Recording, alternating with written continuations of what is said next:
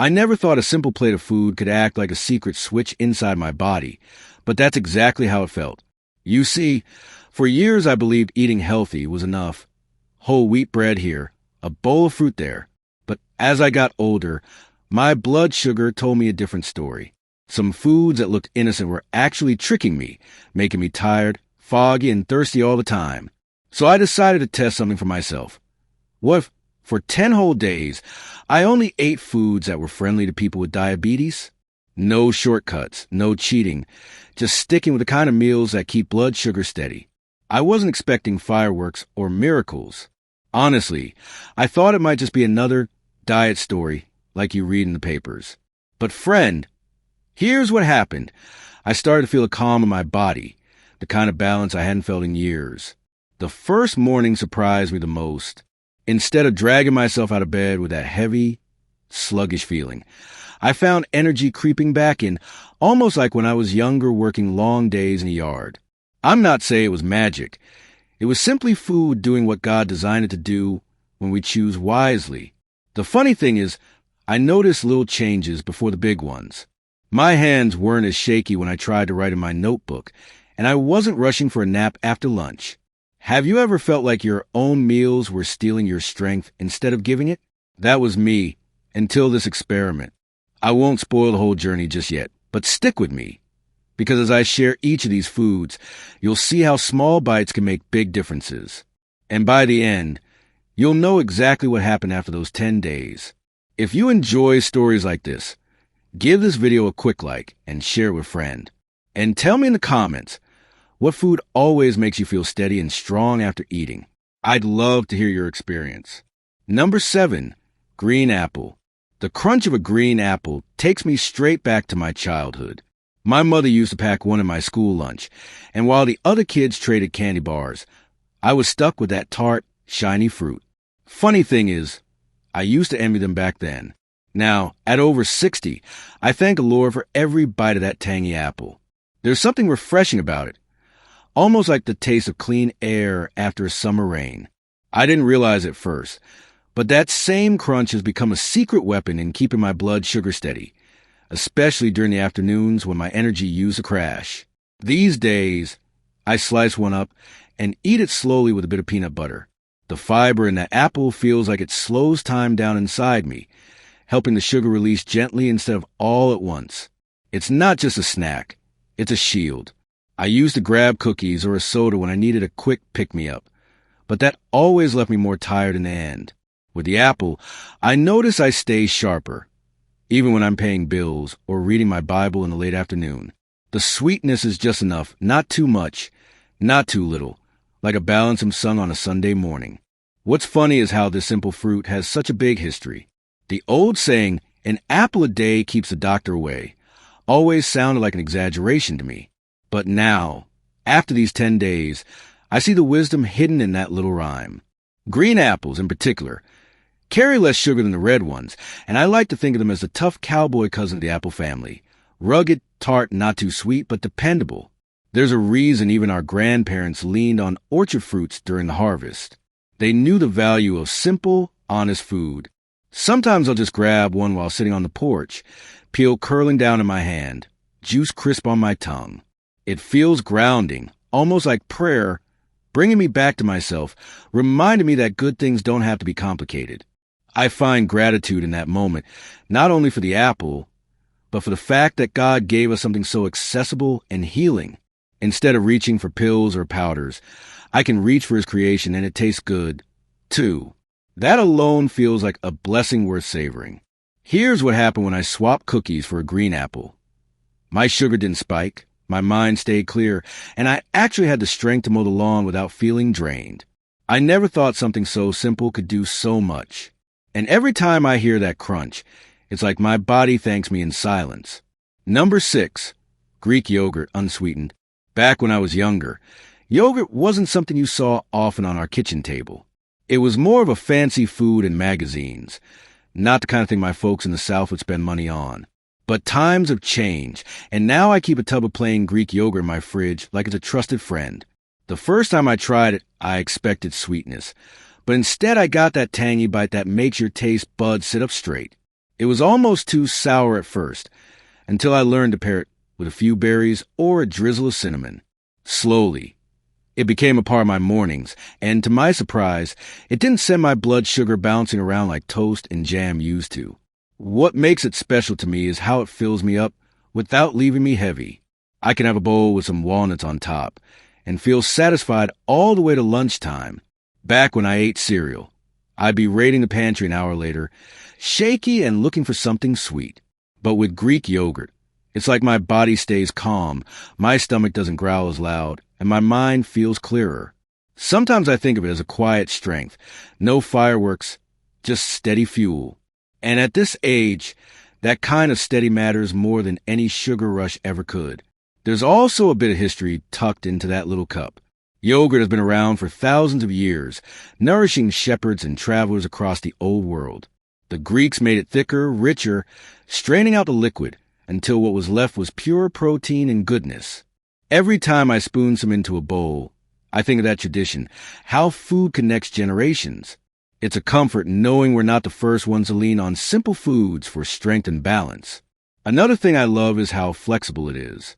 Some mornings, I stir in blueberries and a sprinkle of flaxseed. Other times, I use it as a savory dip with cucumbers, like my daughter showed me.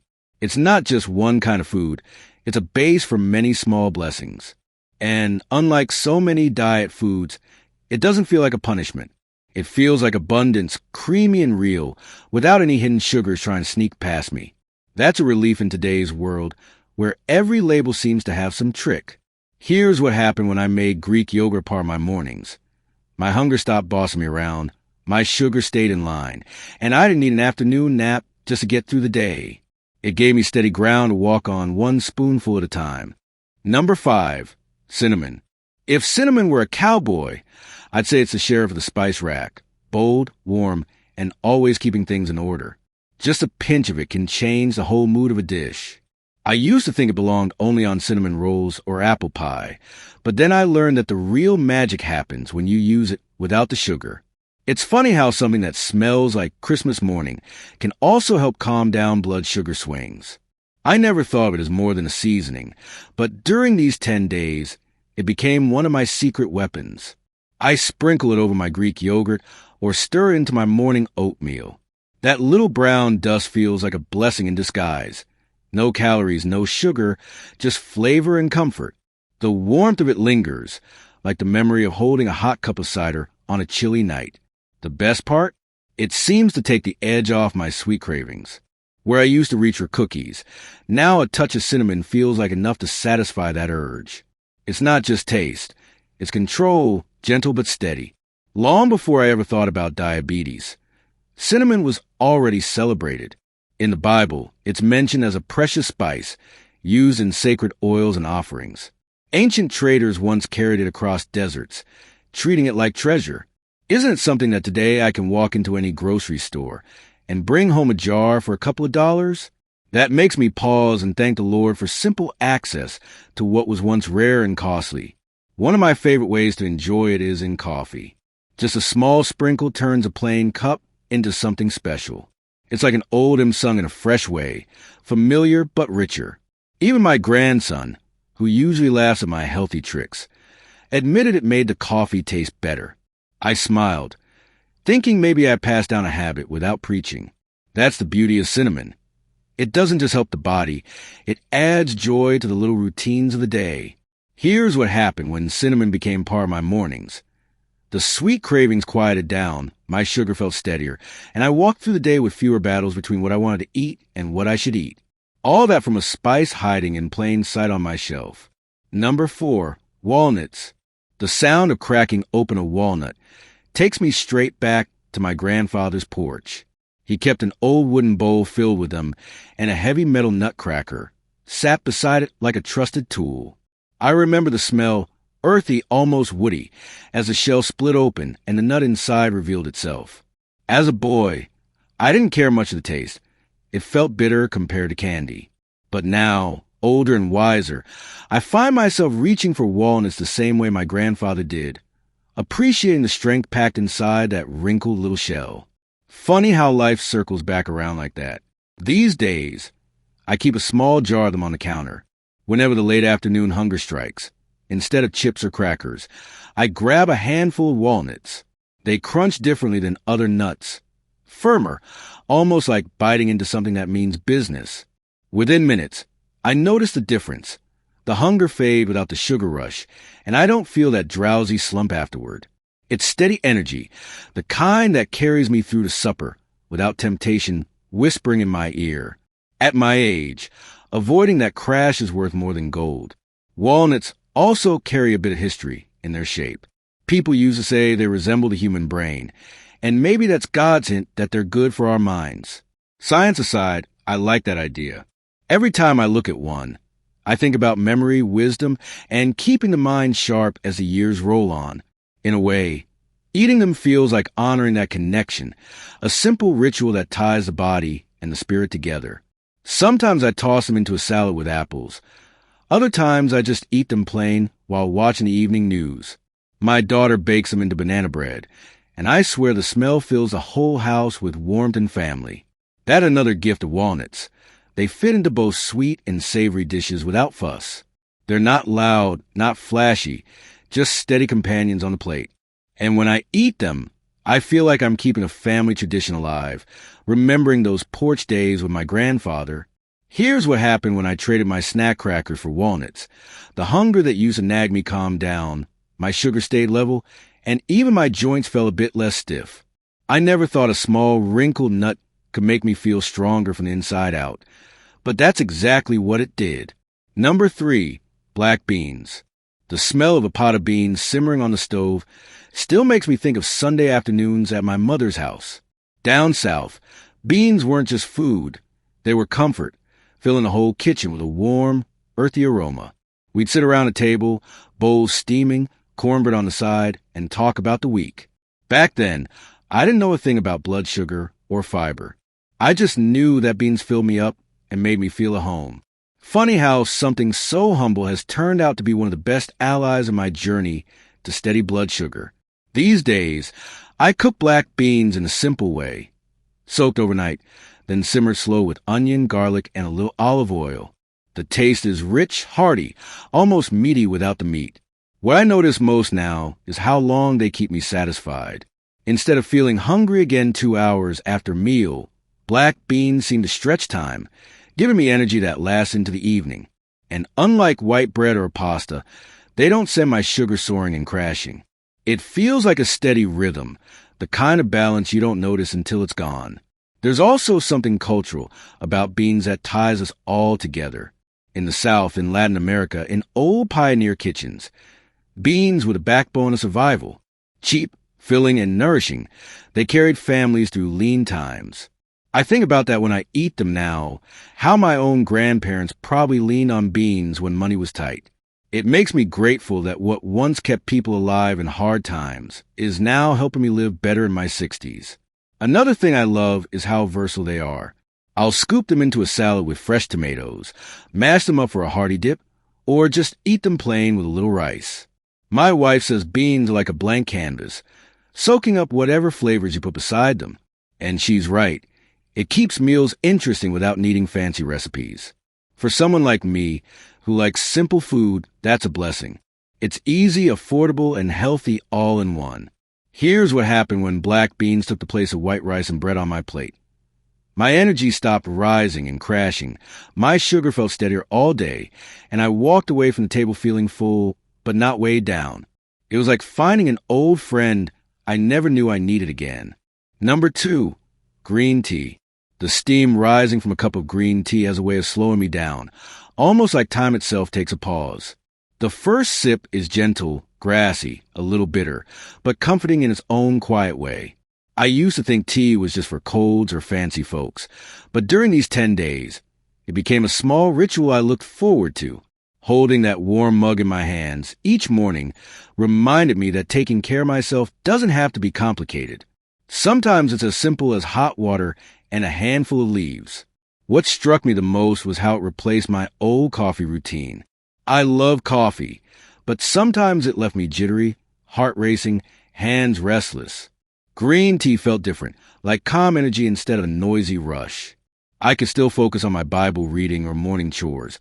But without that crash an hour later, the steady alertness felt like a gift, as if my body appreciated this gentler nudge instead of the shoved coffee used to give me. There's history in every cup. 2. In Japan and China, people have been drinking green tea for centuries, not just for thirst, but for balance and health. I think about that when I sip mine, how generations before us leaned on this simple brew. They didn't have shelves of supplements or endless diet books, yet they found wisdom in something natural passed down through time. It makes me thankful that the same leaves that helped them can now help me here in my little kitchen. I also like how versatile it is. Sometimes I drink it plain, other times I add a squeeze of lemon or a stick of cinnamon for warmth. On warmer afternoons, I brew it cold in the fridge and sip it slowly, glass sweaty in my hand, while I sit on the porch. Each version feels like a new experience, but all of them leave me lighter, calmer, and more steady. It's not just a drink.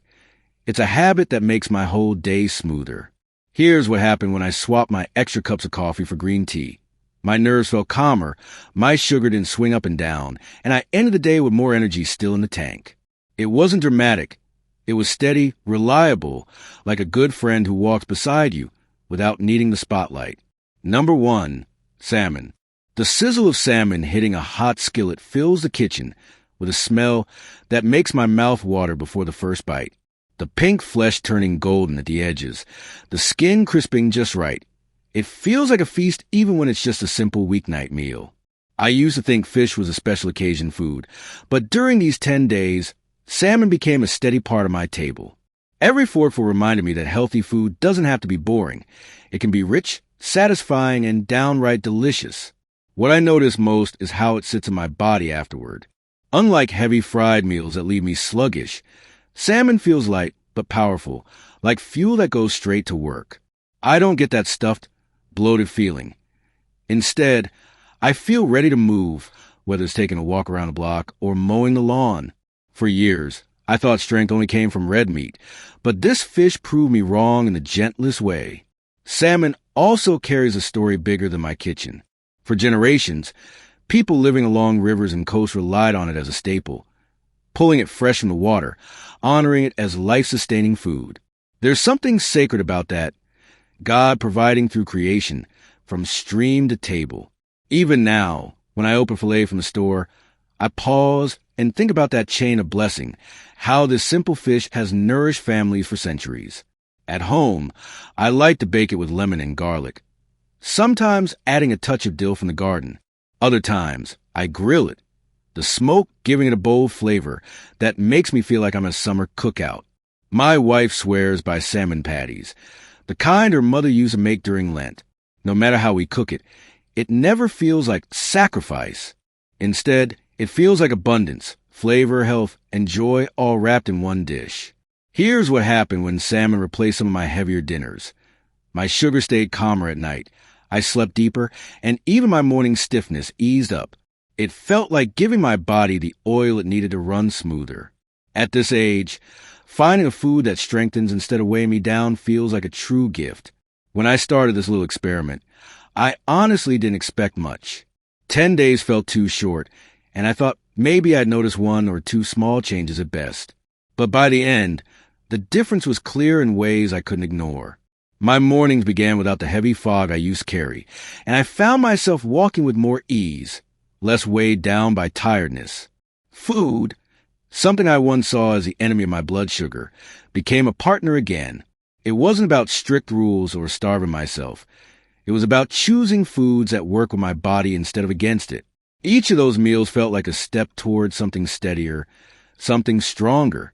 The apples gave me clarity. The yogurt kept me satisfied. The cinnamon calmed my cravings. The walnuts filled me with strength. The beans carried me through the afternoon. The tea brought calm focus. And the salmon ended my days with nourishment instead of regret. None of it was complicated. None of it was fancy. And yet, together, they added up to something powerful. It made me think, how many of us are just one small change away from feeling better? I won't pretend it was perfect. There were moments I missed old habits, cookies with my coffee, or bread rolls at supper. But every time I made the better choice, I noticed a ripple effect. My energy stretched further, my sugar stayed calmer, my sleep deepened. Even my mood lightened. I laughed more with my wife, and I didn't snap as quickly when things went wrong. Food didn't just change my numbers. It changed the way I showed up in my own life. That's something I didn't expect, and I thank God for it. Of course, I need to say this. I ain't no doctor, and I'm not telling anyone to throw out their medicine or change their diet overnight. What worked for me in these 10 days might look different for you. If you're thinking about trying something similar, talk to your doctor first. They know your body best, and together you can find the path that's right for you. But I do believe it's never too late to try one small step, to see how it feels, and maybe to discover that better health is still within reach, even after 60. Here's what happened after 10 days. I felt lighter, steadier, and more hopeful than I have in years. Not cured, not perfect, but better. And at this stage in life, better feels like a blessing worth holding on to. So I'll keep making these choices, one plate at a time, and I pray you find your own foods that bring balance and joy. Take care of yourselves, and God bless y'all.